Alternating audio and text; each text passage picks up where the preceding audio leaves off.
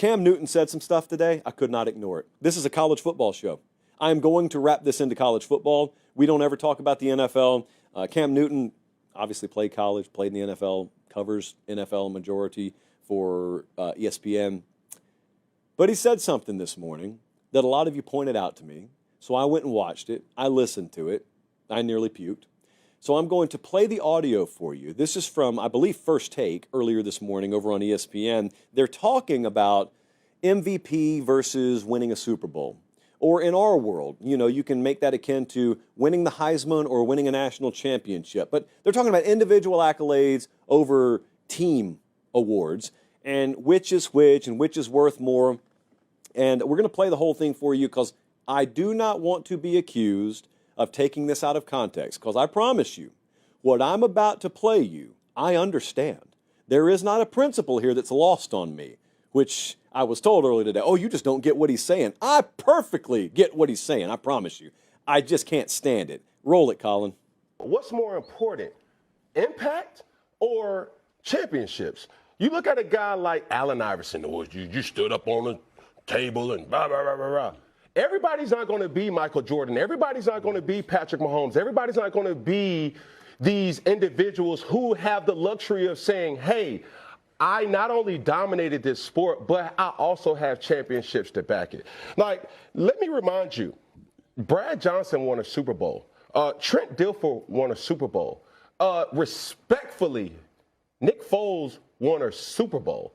So, yes, when you look at those guys and you say, okay, what's more important? Would you have preferred to win a Super Bowl? I think that's the humble approach. But if we're being honest, the impact of you holding yourself accountable to say everybody has a responsibility to do. And you can say as an MVP award winner or an All-American, you've held yourself or you've held your end of the bargain down. And that's what it really comes down to for me. I know that's not the popular pick. I'm trying to be popularized. But my take is I'm taking individual success because I did my job. Football is not about one guy trying to do 11 jobs. It's 11 guys doing one job. And if everybody does their job best, famous words of our coach, Belichick, just do your job. Thoughts, opinions, comments out there? So that was in response to Stephen A. Smith asking him on air, live, would you give up your league MVP award if you could trade it in for a Super Bowl? And you could tell Stephen A. and everyone at the desk just thought, oh, that's a cookie cutter question. We know we're going to get yes to that. And Cam said no. And all their jaws hit the ground. Like, hold up now. You're telling us you won the league MVP. You never won a Super Bowl. You're telling me you would not trade that league MVP award for a Super Bowl? He said, no, I wouldn't. I want the individual award over the team award. So, first bit of feedback I got, because I hated it. So the first bit of feedback I got was, wow, you just don't get what he's saying. Guys, all due respect, I get what he's saying. This is not a situation where the words were just too big and the topic was just too complex. I get what he's saying. And I do give him full credit, because there are a lot of other people out there who think that way that would never admit it on air. So I want to begin. Let me be very clear. I give Cam Newton a ton of credit. I give Cam Newton, maybe not infinite amounts. I give Cam Newton a lot of credit.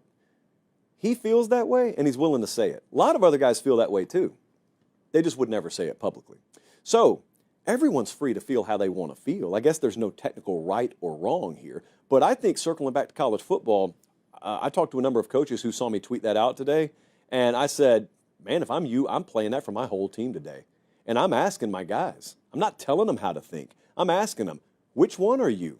Which one are you? Because all due respect, man, if you're falling down that rabbit hole, if you're chasing the individual awards and you're using the cop-out excuse of, hey, it's okay if I chase individual glory, because if I win, that means I played at a high level, and that means I put my team in the best position to win. It's always a cop-out.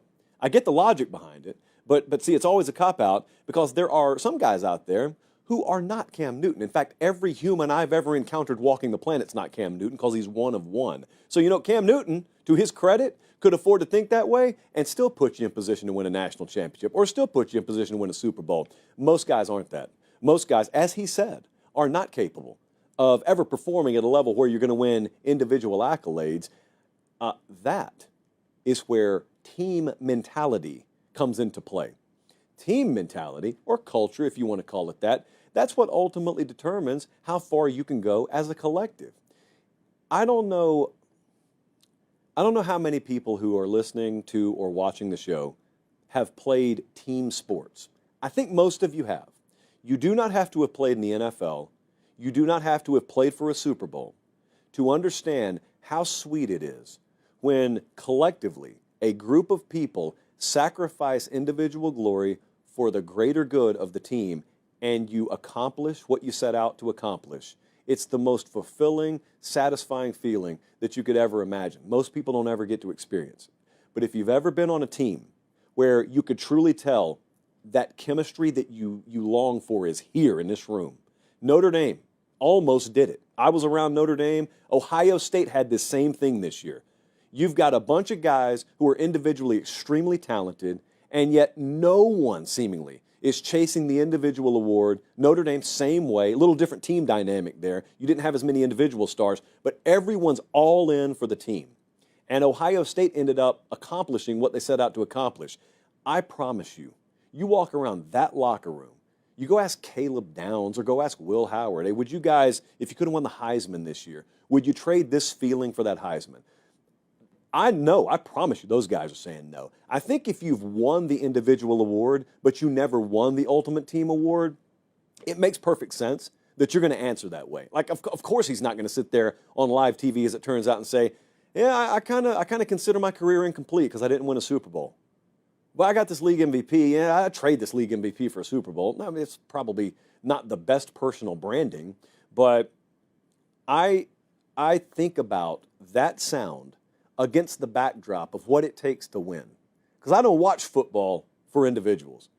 I may watch tennis for that, not doubles, of course. I may watch golf and focus on individuals, but ultimately this thing exists the way it does because people are fascinated with the entertainment-based product of team sports. In football, the ultimate team sport is not something I watch and pay attention to for individual accolades. Now, I don't play the fantasy sports game, so maybe that's part of it, but I couldn't care less who wins league MVP. I don't even pay all that much attention to the Heisman, although I pay that a lot more attention than I do league MVPs at the next level, but I care about which teams are going to win it all. You care which teams are going to win it all, and therefore, I care about the dynamic in the locker room. I care about team dynamic. I don't care who individually is surging at the end of the year, but especially if I'm running an organization or I'm coaching or I'm in a locker room, I'm playing, I'm just the left guard here at Temple. I want to look around my locker room and know other guys are bought in for the greater good of this collective. Like, that's what I want to know. And I'm always thankful. I would always be thankful if someone vocalized what Cam Newton just did. I'd be very thankful about it. I'd appreciate it. I've got no ill will towards him. I just don't want it in my locker room. You got to have all kinds. I know this. I'm not ignorant to this. I know you got to have all kinds to win a title. And sometimes you do have some of that seeps into your locker room, but the overall culture is such that it doesn't really fracture anything. But to know that you got folks out there that value the individual over the team, over the collective, that's okay. Just find it out. That's the secret. That's the trick. Find it out. If I were recruiting, if I were out on the trail, everyone's recruiting right now. That's why you can't get in hold of anyone. Everyone's out recruiting right now. I'd want to know. I'd be talking to high school kids. I'd be talking to portal kids. Listen to this. Let me know what you think about this. Because I had a bunch of people hit me today. I had a ton, like hundreds of people replied to me, and they said, dude, think about this, though. I mean, would you rather be Cam or would you rather be Trent Dilfer? Would you rather have won the league MVP, which means you were the best player in the best league in the world, or would you rather be, the 10th or 15th or 20th best player who just happens to win a Super Bowl? I said, I'd much rather win the Super Bowl because that's the ultimate goal here in team sports, is to accomplish something as a team. So I had a bunch of folks hit me back and say, oh, that's so cute. Number one, you're lying because you'll never be in that position. But number two, think about how much more money you make in your career and after your career If you're a league MVP, that means you're being paid top dollar, and then that means you're very marketable afterwards. And all this is true. I'm not an idiot. I know that. I will tell you this. My answer remains the same. And also, I mean, look, to be honest with you, just putting all the cards on the table, if I'm good enough to be a starting quarterback in the NFL, I don't care if I'm Dilfer or Brad Johnson or Cam Newton. I'm going to have a very successful career post-football. It's going to be very lucrative. I can generate individual wealth for myself. I don't need to win a league MVP. When I'm playing football or baseball or soccer, I'm in it to win the ultimate team award, and anything individually that I accrue comes in conjunction with that, not the other way around. And then afterwards, I don't care if I'm Brad Johnson or Cam Newton. I'm going to make a way for myself post-football. I'll be okay there. You know, I don't plan on taking a cardboard box out of the facility when I retire and that being my home for the rest of my days. So I think I'll be okay on that front. And then the other one was, oh man, come on now. Everyone's been fooled into rings culture. Rings culture is not as you're presenting it. For those unfamiliar, rings culture is this sickness, and it is a sickness, that has enveloped the sporting world where individuals are solely judged on how many championships they won, i.e. Dan Marino can't be one of the best quarterbacks of all time because he never won a Super Bowl. Well, I don't traffic in rings culture. I talk about that on this show all the time. In college football right now, it's an epidemic. People look at Lanning. What has he won? What has he won? You know, because if you haven't literally won a national title, you haven't won anything. We have got now 3 active head coaches in college football who have won national championships. 3 out of 134 active head coaches. 3 of them have won titles. Apparently no one else has won anything. It's ludicrous. It's ignorant. I'm not trafficking in that. I'm not doing that at all. But what I am saying is, especially at the NFL level, that's what everyone's playing for, man. Wake Forest is not winning a national championship in college.